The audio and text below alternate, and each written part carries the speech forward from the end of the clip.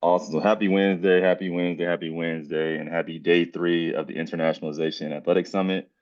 For those who see me throughout the week, I've been Tim Bryson. For those who first time joining today, I'm still Tim Bryson. I'm excited to lead a session today and really learn from a session today focused on COIL, Collaborative Online International Learning or Virtual Exchange, which we'll dive into a little bit later.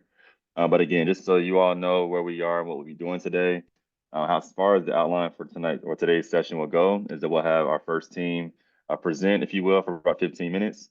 And we'll then have our second team present for another 15 minutes on where they are in their COIL process. And then for the last 30 minutes of our time today, there'll be facilitated Q&A with all of our team members on the call. Per usual, as y'all have questions for our panelists, feel free to jot them in the chat and or send them to me directly. And I'll be sure to introduce them throughout our conversation. And if not during, definitely toward the end. But again, thank y'all for being here. I'm very, very, very excited to learn with these group of professors and leaders because I firmly believe that this is where the sport industry is going, especially as we see it become more global. But without further ado, I'm going to pin to it's my first two friends. I'm on the screen, Dr. Sue and Dr. Maria, who will share more about how they are using oil in their work. Good to see y'all, my friends. Oops. Oh, dope. So before y'all get started, y'all mind just sharing more about who y'all are, your roles, and then I'll let y'all jump into y'all's presentation. So, Dr. Sue. All right, let's get started. Thank you, team, for the invitation. We are very happy to be here, very happy to collaborate and to present about this topic that is very dear to our hearts. My name is Dr. Sue Jara Pasmino. I work for University of West Georgia.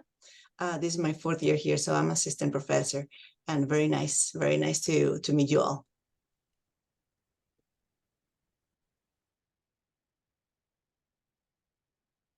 Dr. Maria. Hi, everyone. Thank you very much, Tim, for your invitation and for letting us present our research here, what we've been doing with the students in Ecuador and in the United States. I am Maria Brito. I've been working for Universidad San Francisco de Quito for the past 20 years. I'm a tenure, but the last year I've been working for the marketing department at the University of Miami. So we are making physically this globalization for everyone. Thank you very much for having us here. Oh, awesome. Will y'all be sharing your screen by chance? Yeah. Awesome. So let me make you all co-host 1 second. Here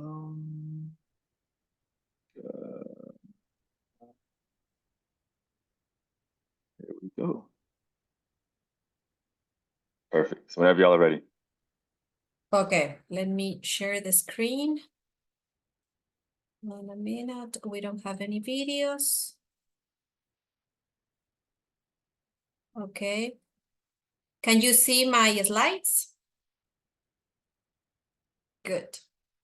So what we are presenting today, it's a methodology that is called Collaborative Online International Learning. And we ran a special experiment with disability sports and equity initiatives. That's the topic for today. So one part I'm going to talk about the studying abroad and the obstacles that the students face when they want to study abroad. We have different obstacles. For example, maybe the major of the obstacles are financial constraint. We investigate that more or less the students have to invest per semester $14,000.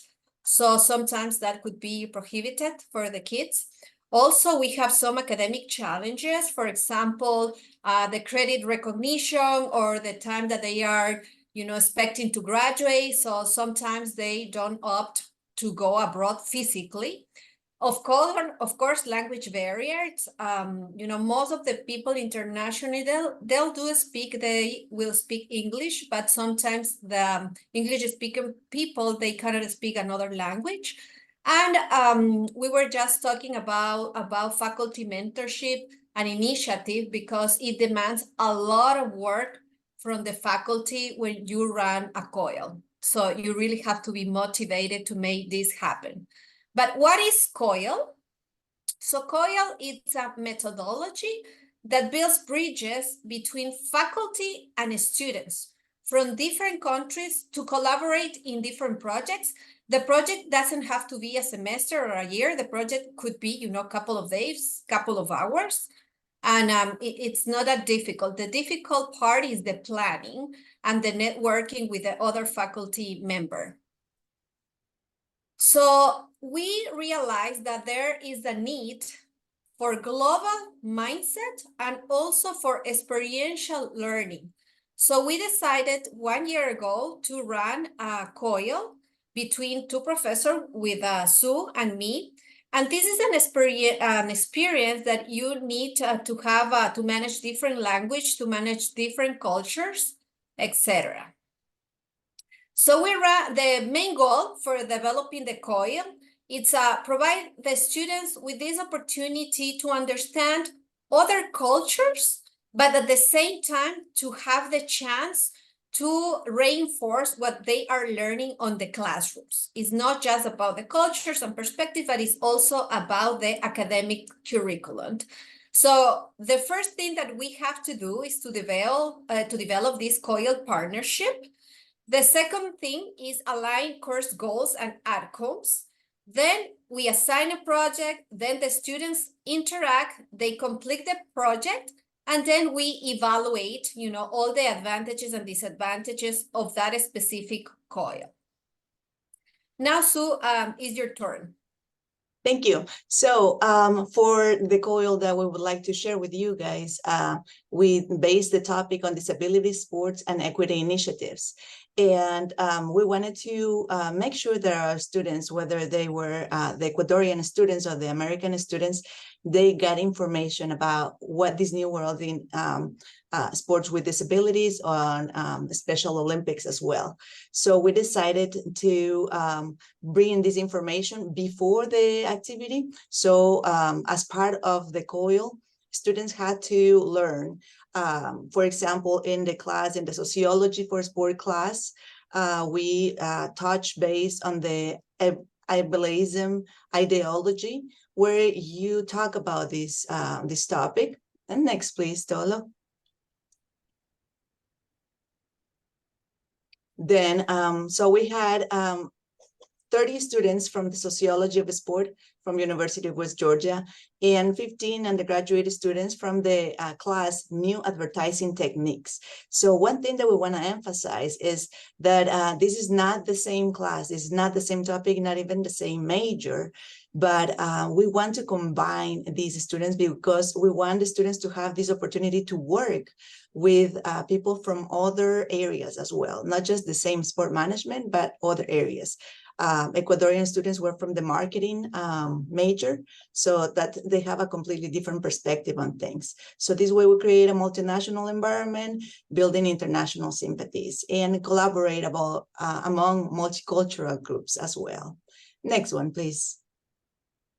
Okay, as one of the first activities that we have during the COIL session, and this is during the Zoom session that we have both groups connected at the same time, we want them to explore first the cultural aspects of each side. So we separate them in groups, smaller groups, 5 to 6 people. We decided to have leaders for each group that they're going to guide and their own discussion. So we're going to have peer leaders on each of the groups. And these are the questions that we pose this time. First of all, what are the most popular sports in your country? So they get a little warmed up and start talking about the things, more common things in their country. Cultural factors, like what is your culture like? Traditional foods, music festivals, arts, sport, family, they get talking about that. Social factors, what are some of the biggest issues they are facing at the moment? So they get a different perspective of what are the challenges in life in the different locations. Also some personal factors, like what is something that motivates you in life? What are they looking for in life? Are they gonna looking to graduate and start working? Are they looking to travel? They all have different perspectives in life. Go ahead to the next one. Thank you. So we give this about half of this Zoom session, we dedicate to the first part, to this icebreaker where they can actually interact and learn from each other. And in the second half, we have the workshop activity where we have some questions that they have to solve. They have to discuss and come to a result, a conclusion. So, for example, our problems in Paralympics and Special Olympics sports, are they different, similarities and differences between Ecuador and the USA? Paralympic sport advertisement. Are they advertised the same in Ecuador as they are here? What they can learn from each other? How to promote Paralympic Special Olympics. We had two special speakers coming to our session just to give a quick introduction. One from Ecuador, from the Paralympic, the Ministry of Education, that they pretty much laid the foundation on how is Paralympic sports managed in Ecuador, and also from the Special Olympics here in Georgia. We had another person, just same thing, just giving us an introduction about what Special Olympics and how they are managed, how these events are managed. So that's how the students got to get their information and try to apply it to these questions. Next one, please, Dolo. Go ahead, Dolo. So what we did, we ran like a survey of 30 or more questions to look for some benefits and also from some drawbacks too. So one of the things that we could see and gather evidence based on the data was that they break some stereotypes that they could have about a specific culture. So we saw that COIL enables our students to change probably some negative stereotypes about other cultures.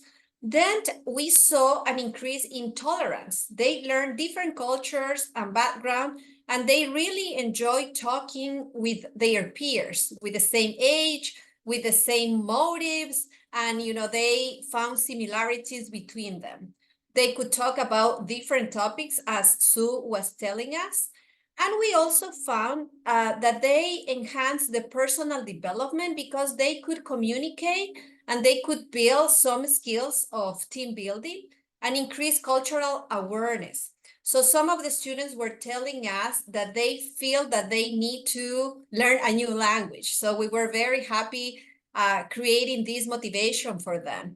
And then, finally, this program, this COIL methodology, we could build community relationships between students. Some of them, they ask their phone numbers, their WhatsApp, so they can keep in touch. Global mindset, also they realize that the world is not just the little city, but you have many cultures, many languages, especially in sports. They realize that if they have to travel abroad, they don't just have to know the language, but also the culture. And it opens also more opportunities for the kids, maybe to opt for an internship in another country, maybe to go abroad. And this could be, like a sample before they decide to travel for more months.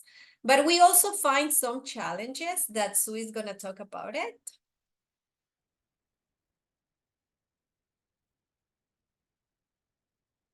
Sue, estás con a microphone. You're with a microphone. All right. Among the challenges that we found is, for example, the language. So Ecuadorian students spoke Spanish, and they made the effort to present and talk in English. So they were prepared to have a discussion, carry on a discussion in another language. On the other side, for our students here in the States, they were handling their first language. So it's a different feeling for them. However, the speaker from Ecuador spoke in Spanish. So they have this first experience of not understanding anything, first thing, the first shock, as we mentioned. And that's part of it. And that's part of what helps them understand how they can manage and have patience when you're discussing or where you're working with a person that speaks a second language.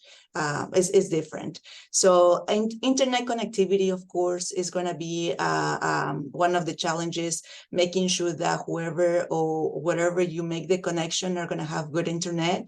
We need to coordinate times, schedules. Luckily, in Ecuador, we have the same time frame. But if, for example, we were hoping to connect with somebody in Australia or Europe, we have that other challenge to coordinate different schedules as well.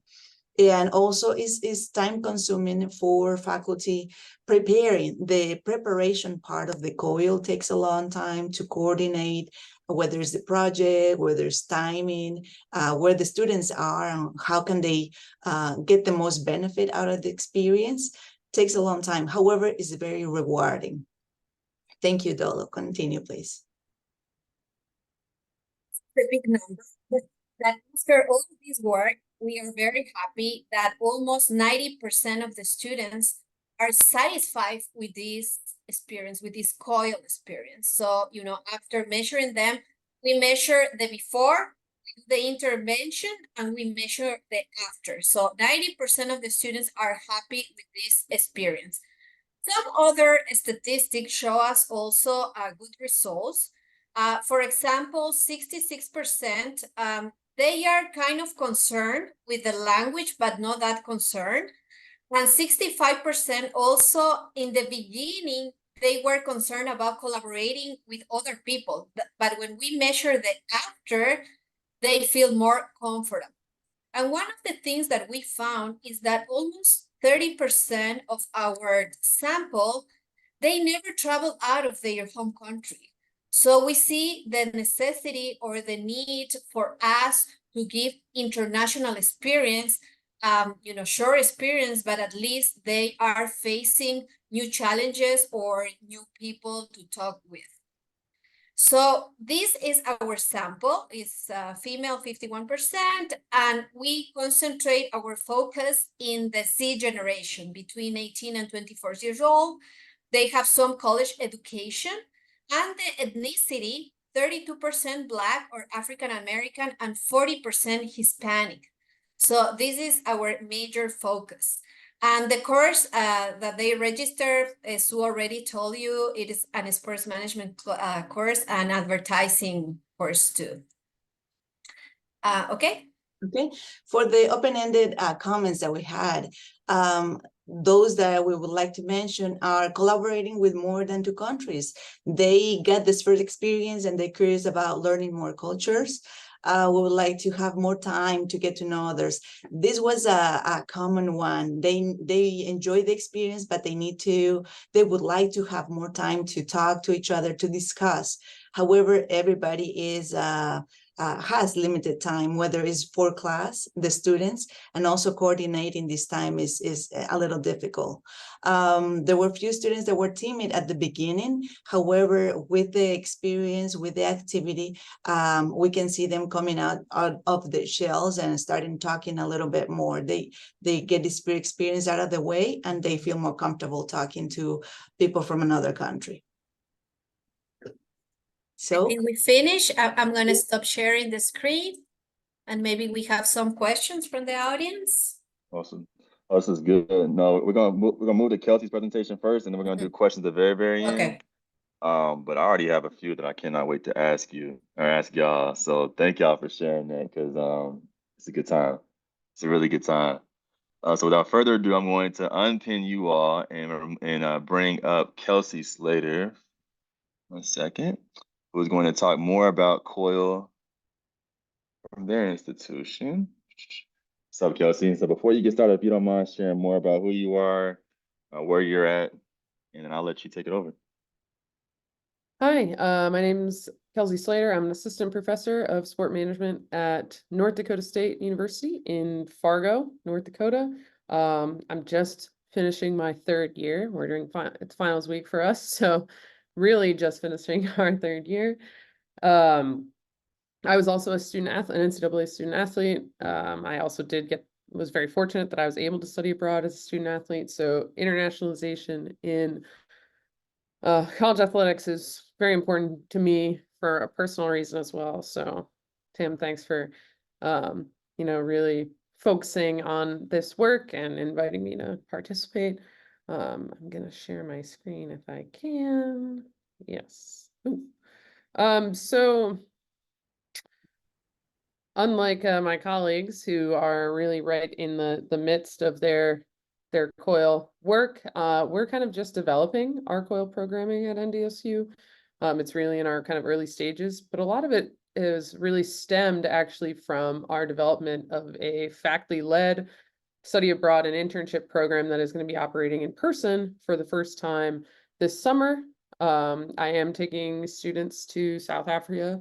We are leaving 11 days from now, which is pretty crazy to think about, that I'm taking students on an airplane for 15 hours.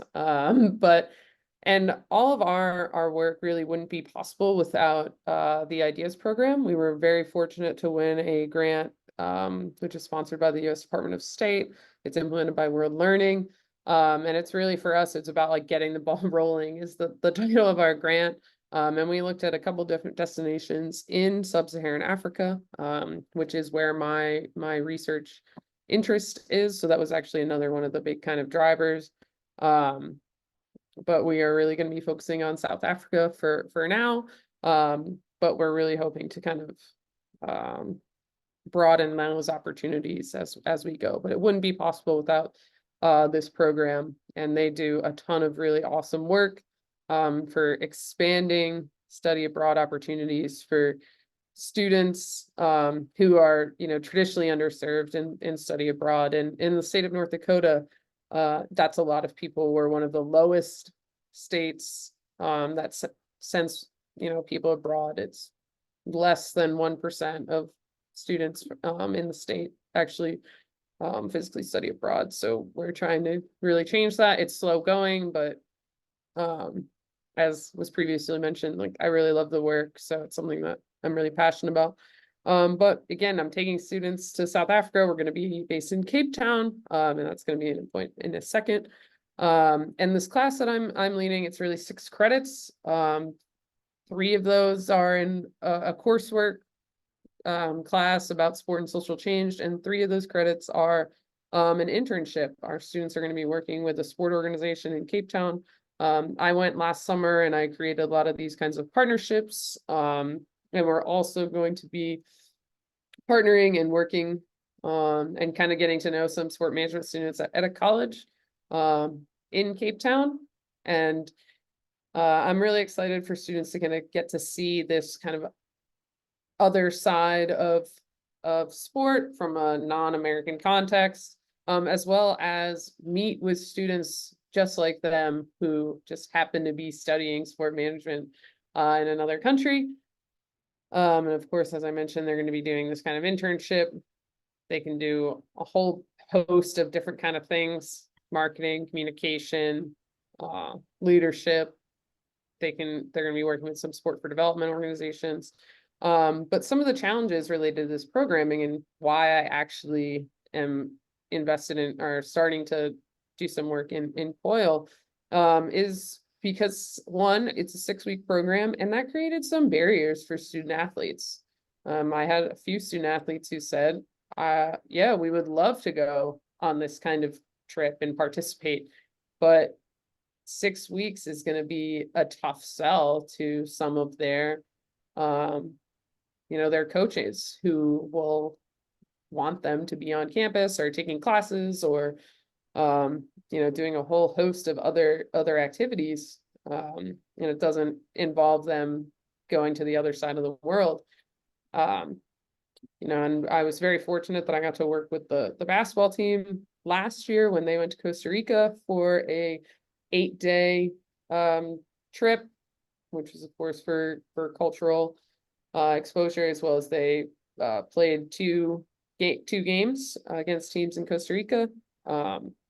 And a lot of them kind of came back with this, some of them had never traveled outside the United States. Some of them had never traveled outside of North Dakota before, except for like athletic events, but a couple of the first year students had never traveled really at all. They didn't have passports and things like that. And then they came back and they were, oh, wow, I really hope we get to do this again. And it's like, well, the NCAA only allows one every 4 years. So sorry, that's not going to be as feasible for you. But the fact that they were really excited about international education and international learning over the course of just an 8-week trip, kind of inspired me to figure out ways that we could create some opportunities that would be more inclusive of student athletes, as well as, the barriers of cost. When you study abroad, there are going to be cost barriers, as they previously mentioned, for students who maybe they need to work during the summer or during the academic year, and it's just not going to be feasible. And that's really kind of why I started to look into COIL programming. And I'm already connected with Etta back in Cape Town, and they had already we'd already kind of talked about forming some kind of exchange partnerships where their students could come to Fargo and we could send students there for a longer term. But that doesn't necessarily solve our some of the concerns we have related to cost, as well as the concerns we have related to the long time frame that's just not feasible for a lot of our students, including again our student athletes in our major. So we kind of started to have these discussions about, well, how can we create a COIL or virtual exchange program for our students so that they can still work together without making maybe that huge commitment to traveling abroad for a long period of time. And so we're in these kind of early stages of figuring out, the feasibility. And I think the big challenge for us here is in dealing with a program in South Africa is that they are 7 hours ahead of us. So that is going to create one big challenge, the time zone, as well as being in the Southern Hemisphere. Their academic calendar doesn't look just like our academic calendar. They have different, breaks during the year. So for example, like when I was down in South Africa at the end of June last year, they were still in session and they were, kind of gearing up for finals for their winter break, because their summer break is obviously the other time of year. So that's kind of been a challenge for us now in these early stages, is kind of figuring out the timing, right? For how long can we do it? Where's the appropriate overlap going to be? We've also discussed, what is the best kind of age of students.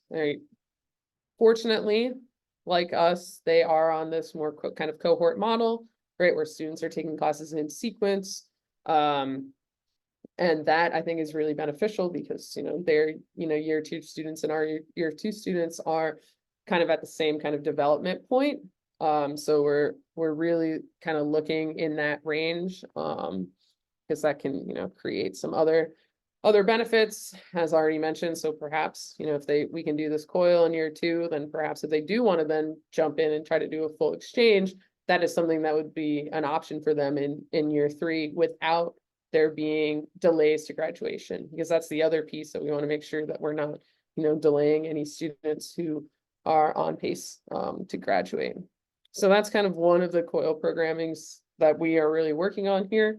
And it would be, again, students who are at kind of the same point in their academic journey. However, the classes don't always match up.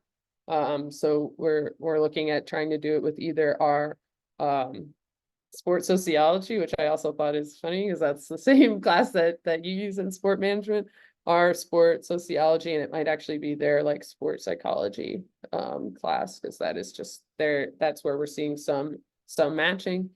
But then there's one additional kind of virtual exchange that I'm just in the even earlier stages of planning, is actually with a colleague that I do research with. He just moved institutions, but like us, they have an online master's program. We're just starting an online master's program at NDSU. And we also teach a lot of the same subjects. So we are starting to explore this opportunity for graduate level virtual exchange, and figuring out how we can have combined kind of synchronous and asynchronous work almost in this kind of same classroom environment, which is a totally different model than what we're thinking of for South Africa. But he's based in Austria, which is again going to have some of the same time zone challenges. But we're we're hopeful that we're gonna be able to make that work as well. We're actually meeting about it next week to kind of go over some potential options that we could do in the spring. But it's definitely something that is a significant time investment.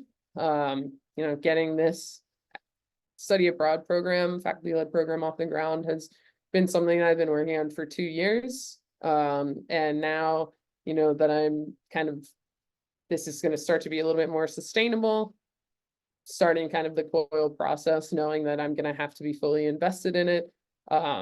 It's just like kind of another service element. But it's something that I do because I'm so passionate about the work. And I think that that is something that a lot of the students who then benefit from it do really appreciate. And that is something that kind of keeps me going. Like, I was very fortunate to have a lot of international experience as an undergrad and graduate student. And I want to make sure that that is something that our students have that opportunity to gain as well. So I'm going to stop sharing so that we can have time for discussion and questions and all that kind of good stuff. This is good stuff. Thank you, Dr. Kelsey, for your comments as I bring my other friends back up here. And I want to start this conversation talking about partnerships. I think both of which y'all talked about, both groups mentioned the importance of having the partnership established first before going into any sort of details, logistics, timing, etc. So I'll start with Dr. Maria and Dr. Sue first. Again, y'all known each other for almost, 2 decades, I said. But when y'all first came together and said, yo, let's think about doing this, like, what are the questions or the questions, challenges y'all worked through to really establish a partnership to ensure that this program would be sustainable and not just a one-off experience for y'all and the students?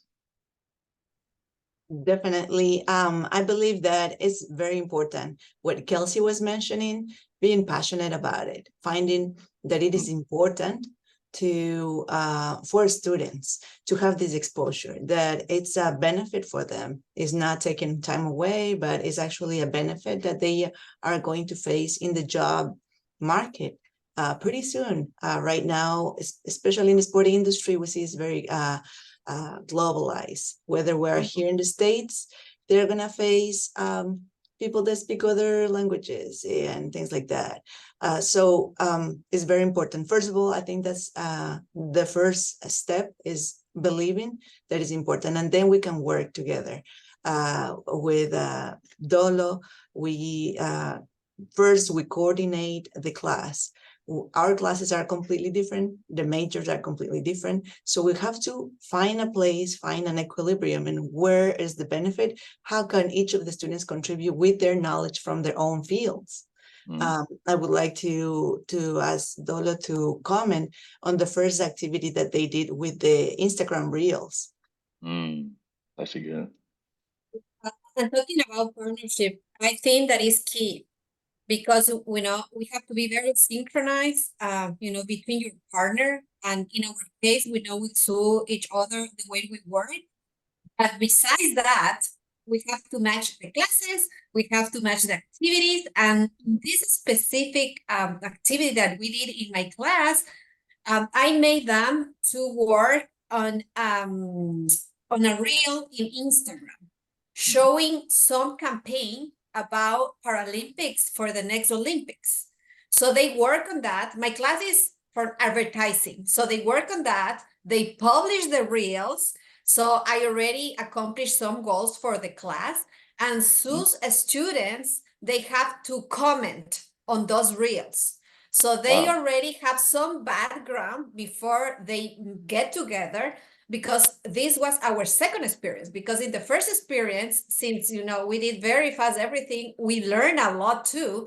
So we extended time that they can experiment exchanging ideas, using social media, and using different pieces of the same class, aligning the objectives. Because sometimes it's just the schedule, but it's the objectives of the class. And sometimes we didn't want them to have this perception that they are wasting their time, but they are gaining something from it. And, particularly this morning, I was closing one of my classes and I made my students 2 questions. One, what they have learned on the class during the semester. And the second one, what they will remember 5 years from Mm, now. And mm, couple of people mentioned the coil. Myself, I even forgot about the coil because we see like 30 different subjects. And, it called my attention because that experience was good for them. So, and you can see in the 90% of satisfaction that they like that. And sometimes we doubt ourselves and it's like, oh my God, it's too much work. Do you think that it's going to work on the students? But we are seeing good results. But also, mm. if you don't have the motivation and the belief, probably it's going to be a failure. So you have to have the motivation, and then you have to be available to fix anything and to put extra time. So we are very honest with that because we work extra hours doing that. But if we don't believe in this, we really believe in this global mindset in experiential education and global education. So those are our two main objectives for the classes. And then we know we work with undergrad, with graduate students, with different, backgrounds, but we make them work because, they have the same problems, they have the same motivations, they are open to talk to other people, new languages. So the experience is good for the students and also the faculty. Good. Kelsey, I'll ask you a similar question. Thank y'all for sharing that response. As you're establishing partnerships in South Africa in particular, how are you determining what's a good partnership versus what's a good, affiliation or affiliate organization? How are you negotiating that? Yeah, I mean, I think that's like kind of a big challenge. And like when I first started kind of reaching out to both sport organizations and institutions in South Africa, part of it was like that first initial, some of the people I was emailing like cold, and some of the like reactions that I got via email back, I could tell right away that these were people that were really passionate about the work. Right. And then there were some who would just be like, yeah, I'll talk to you when I have time. And like, to me, that was kind of this like signal right away. It's like this person either has too much going on their plate, or they're not really interested in partnering with us. But, for us, we're also very mindful of, when sport organizations or institutions is making sure that the partnership is like a true partnership and it's very reciprocal, right? Like what they're getting out of the relationship needs to be just as beneficial, right? I can't think about just my students, right? I have to think about my students as well as the populations that they serve, right? So sport organizations that sport for development organizations, the work that they're doing in Langa or what any of these places in Cape Town, that if our students are going to be interning or working with them, that the work they're doing is actually like moving the organization forward, and that it's very like that they're being really valued members and like valuable contributing members like to the overall team. And then in terms of the university partnerships, a lot of them are people who do research in either education or in sport for development. And I think a lot of the times people tend to be very passionate about those areas. And that I think also really helps, people that I, read their work and I can see that their kind of excitement for the field and the discipline and trying to move it forward. Not like doing research for the sake of doing research because it's part of our job, but doing it because they actually really like it. That is also somebody that I want to work with. But not every partnership really works out, right? So sometimes and I think that is like okay. I think it's okay to like kind of not force things to work when they're not working. I think that that's also something that is like, it's a really good part of like that self-awareness piece, especially when you're starting like initial contacts. Like at some point you might say like, this actually isn't going to be a fit, and that is okay. And like not being completely tied to a single idea, as well as being flexible, right? Like sometimes I think I can be like very like, I want to do it this way. And that also I think I've become a lot more flexible and open-minded through this process, because often people have, ideas that maybe I hadn't considered before that are actually, really actually better for the program. So as well as sometimes when I meet like-minded people and they introduce me to other like-minded people, I think that is like the most valuable thing that's happened for me in South Africa is people that I've met. They say like, oh, I think you actually would really like working with this person. Mm-hmm. They're like, the things you say are so similar to how they talk about sport and how they talk about education. And I was like, okay, well, let's set that up. That's actually like kind of how I got in contact with the people at a college is a person knew somebody from another board and he happened to work there and he made that kind of connection for me, and it's ended up, I think, being a good one. It's good. This is good, and I'm gonna stay out of the details for the most part because I'm sure people are gonna reach out to y'all individually, sharing y'all's contact information. But I want to stay on this partnership standpoint because I think, Kelsey, the word you mentioned was reciprocity. And so coming back to Dr. Maria and Dr. Sue, especially given that y'all lived in Ecuador, live in work in the United States, how are y'all mindful to ensure that what's the word I'm looking for? The power dynamic between U.S. learners and Ecuadorian learners is reciprocated, particularly making sure that U.S. Americans aren't taking from nor Ecuadorians or just seeing the U.S. Americans as the knowledge holders in that virtual exchange experience. In this situation, I believe that we have found that the first aspect of this thing, having Ecuadorian students speaking a second language and communicating in a second language, and showing that extra ability really is impressive. In some sense, we've asked U.S. students, would you be able to have the same activity in Spanish? And like not even start. So all of a sudden, from the very beginning, you are showing that not just, we're not talking about superiority or who holds the power. We're talking about learning new experiences and just bringing this curiosity. That's what we want to instill, curiosity. We try to separate the groups in similar numbers. So having 3 students from the US, 3 students from Ecuador, having a lead from Ecuador, from the US, so they can help to promote discussion.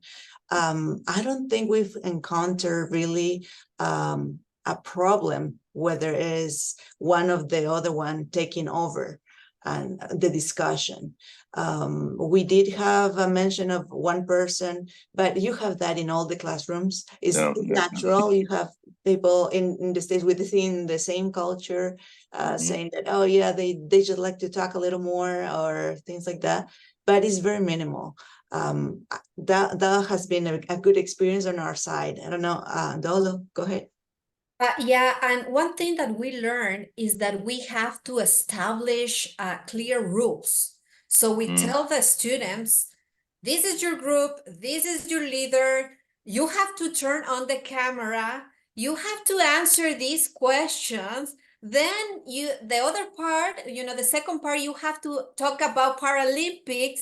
So we give them very precise instructions because we realize that if we didn't give them these instructions, they just, turn off the cameras and, they wouldn't do anything. But it happens around the world. So one thing that we realize is that they need a lot of instructions, a lot of rules, and also Sue remember that we also went around, walk around the breakout rooms. So we were listening to the kids, we were helping them, we were made them talk, and they are, some of them, they talk a lot, some of them, they just finish, so quickly, but it's part of teaching and we already know how to do that. But I think that one of the keys that we have learned is giving a lot of instructions, because usually you don't want to give a lot of instructions because you don't want to put them in a square, you know what I mean?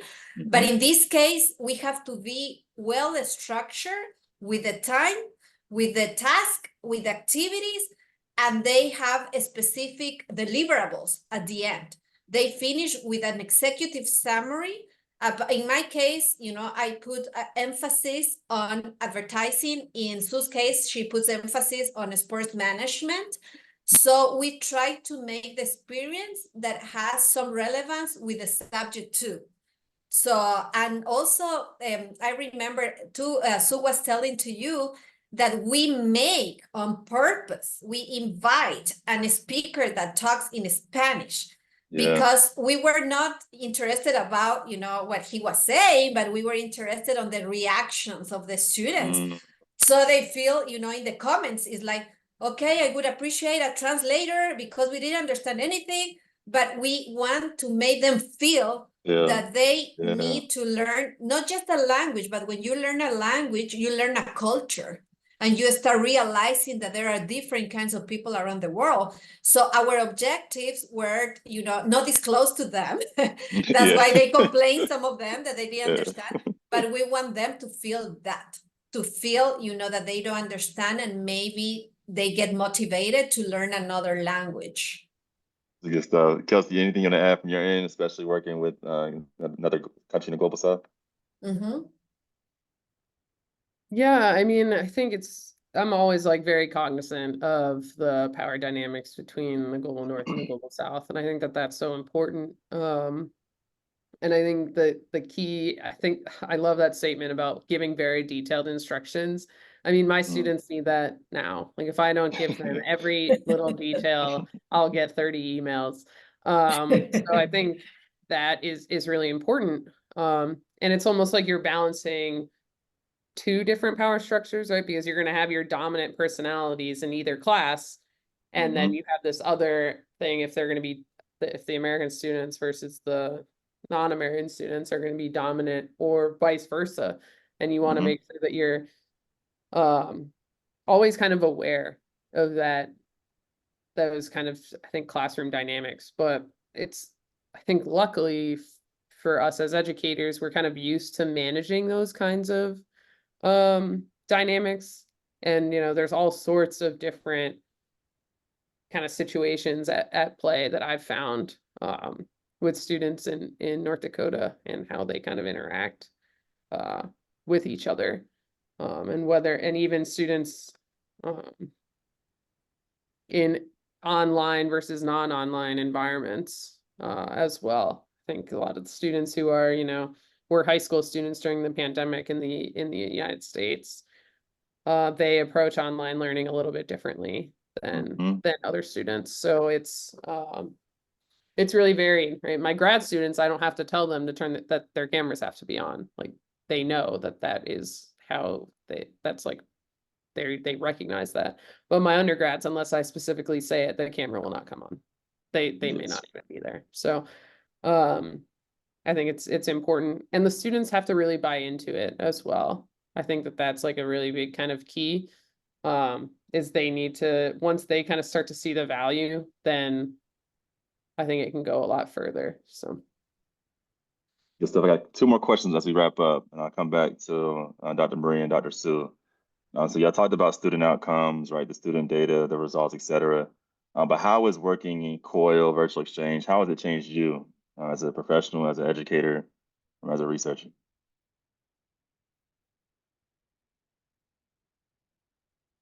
Either one, yeah. All right, just finding the microphone.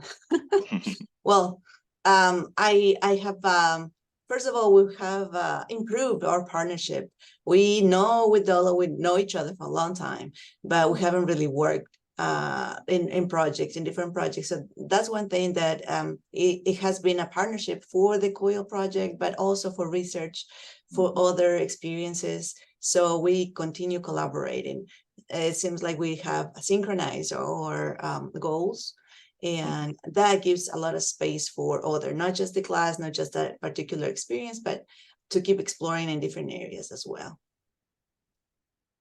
Love that. Synchronized goals, that's good stuff.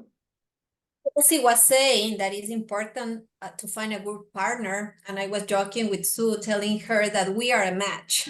So we have to find that match because you know we've been we already published academic journal. We are finishing another academic journal. We are gonna write a book chapter. So all our goals are synchronized. And it's not just about the COIL, but it's about the teaching and also the researching part. So I think that we work together very well. We are synchronized and we are reaching our goals. So that's the important thing when you are trying to accomplish something. Because as Kelsey was saying, it's okay if it's not a match, but you have to keep looking. But once you find that match, good things happen. And I remember 1 year ago that we start, it was our first time. We were supposed to take a class about how to teach COIL, and neither Sue or me didn't have time to take that class. And it's like, just do it, let's plan good enough and just do it. Because sometimes we are planning and planning and planning as we don't put into action. So it's like, okay, we have 1 month or 1 month, 2 months, I don't remember. We have these 2 months to organize. You do this, I do that. And then, we just jump. And then we didn't do it the next semester because it was a lot of work.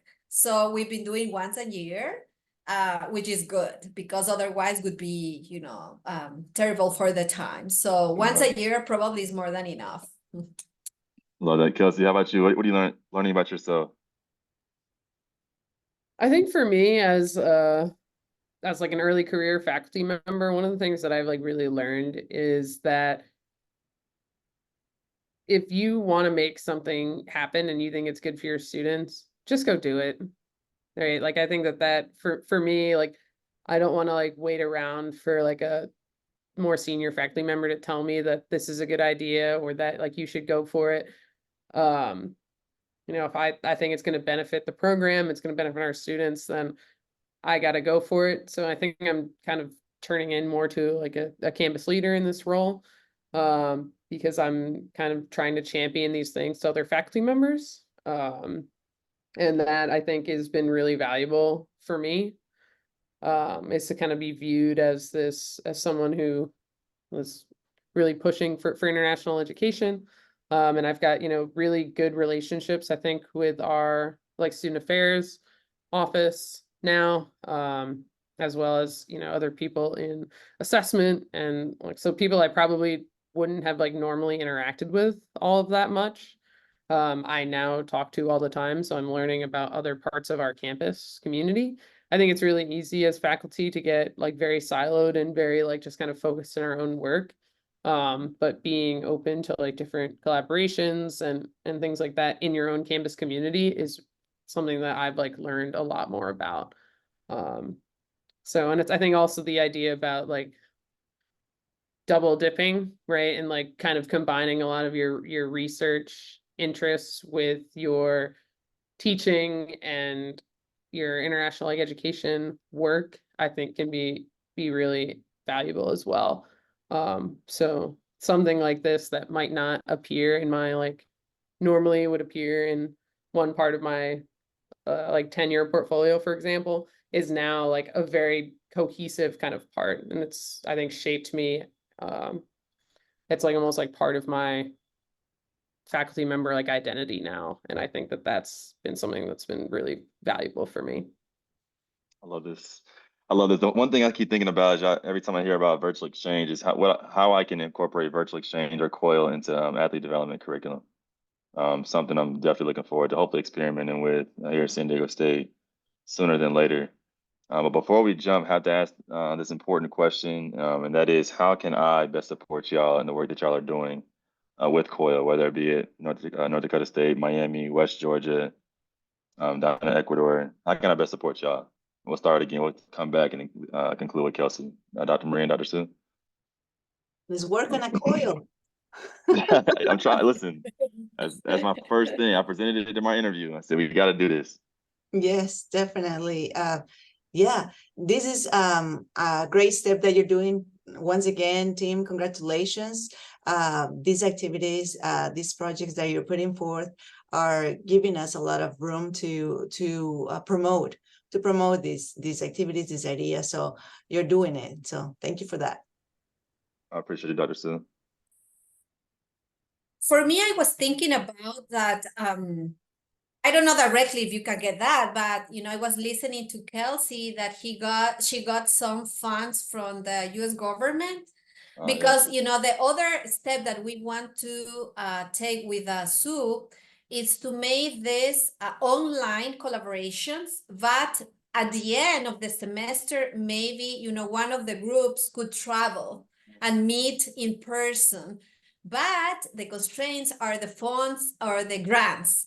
So the next step is to start looking, some kind of funding to help the students to meet each other, because we are not talking about replacing the in-person experience. We are just talking about giving a chance to maybe some group of students that don't have that opportunity because of many constraints. So that's COIL, but we still think that it's different when you travel, when you go there and you meet people. That's also part of the experience. So we are looking for funds and these grants that we need to start looking for, and it takes time too. So time is our constraint. So maybe you can help us with time. I'll do my best, my friend. Thank you, Tim, for the invitation. Of course, Kelsey, I got to support you. What you got going on? I think one of the big areas is keep doing your work to push, people in the NCAA and, outside of the United States, that internationalization is important for college athletics here. I think, that's something that, when I was an undergrad, like I made it very clear that like I was studying abroad. Like during my recruitment process, I was like, this is happening, period. Like it was a priority for me. But I think for a lot of student athletes, it's not, or they just don't think it is at all possible, because they feel like they're going to lose their spot, or there's, all these other giant myriad of barriers for them. And I think something that I would like really love would be to have some kind of almost open to everyone in the NCAA, open all student athletes, some kind of COIL like program, and there could be this kind of cohesive unit where they also talk to athletes and people in other cultures. And I know that would be a like very large systemic process, so that they could get credit for it as well. But so creating some kind of, even if it's just like a database or some kind of scale where these athletes can kind of interact with each other, I think would be really cool. Because there's all these international student athletes here in the US, in a lot of different sports. But other teams, there aren't as many, right? So, but how can we kind of bring more, I think, COIL and study abroad, how can we make it more accessible to student athletes? And I think there's like a lot of opportunity there, especially in student athlete development. I mean, getting student athlete development to count as a 4-credit class, I think, is also like a really important thing. Only a few places I know like actually can do that. And like I think that would almost be another step to like really where you can integrate COIL. I'd like to do some partnerships with student athletes at NDSU with other schools in our region. But that's in the like 5 or 10-year plan, not the 1-year plan. So we have a 4-credit class here, so I'm excited. So that's why I'm like, we have the structure. I think it's just putting together the partnership, as y'all all mentioned, to get it implemented. But again, I want to say thank y'all for the time y'all have taken today to share more about what y'all are working on. I'm excited to continue to see how these projects evolve over the next semesters and over the next several years. Dr. Maria and Dr. Sue, I've been practicing my Spanish. So hopefully 2025, we will be having a conversation fluently in Spanish, but Great. So we are doing this conference in Spanish. Yeah, we might host it in person next year in Ecuador. There we go. That would be awesome. That would be awesome. That's my goal. My goal next year is to host this in person. So I don't know what country's going to be in quite yet, but I would definitely love to consider Ecuador if y'all are interested, for sure. That's a great We'll take some idea, efforts. you know, to make this in some physical space. I'm trying, Maybe my friend. Galapagos too. We I mean, we nice. have a campus on Galapagos, and Oh, you really? know, maybe we could fix something. We can talk to Diego. Yeah. Let's see, 2025. Let's Yeah, well, visualize first. yes, ma'am. Yes, Yes. ma'am. Okay. I was gonna say, team, if we can share contacts, I would like to stay connected with Kelsey as well. Oh, yeah. If you can introduce us to other people that are doing similar things, that would be very helpful. That's another thing that I have Definitely. in mind, that I know you're everywhere because I see you everywhere. So just don't forget about us, and if you can connect us with more people that like this, we'll really appreciate it. Oh, for sure. For sure, for sure. And Kelsey, good luck in your trip. 11 days. You got it.